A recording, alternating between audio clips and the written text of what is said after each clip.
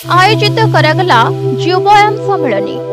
कोरापुट जिला कुदुरा ब्लॉक अधीनस्थ कालियागुड़ा गाँव में बनवासी कल्याण आश्रम तरफ युवायाम सम्मेलन को अनुष्ठित तेबे ही कार्यक्रम जिला सभापति बालाजी बेहेरा सभापतित्व आयोजित चौधरी अखिल भारतीय युव आयाम प्रमुख माननीय भैरव सुरंगजी जोगदी भारतीय संस्कृति जनजाति मानक भूमिका संपर्क में मार्गदर्शन करथिले। प्रांत आयाम प्रमुख रतिकांत साहू ओडिशा वनवासी कल्याण आश्रम लक्ष्य उद्देश्य और कार्यर प्रचार प्रसार संबंध में तथ्य प्रदान करथिले। वनवासी माने जे भारतर मूल बसिंदा तथा एमानंकर उन्नति हेले भारतर उन्नति हेबो बोली जयपुर नगर संपादक लक्ष्मीकांत मिश्र मत व्यक्त करथिले। तेबे सोनामणि नायक परिचय प्रदान करथिबा बेले संगीत जानी धन्यवाद अर्पण करथिले।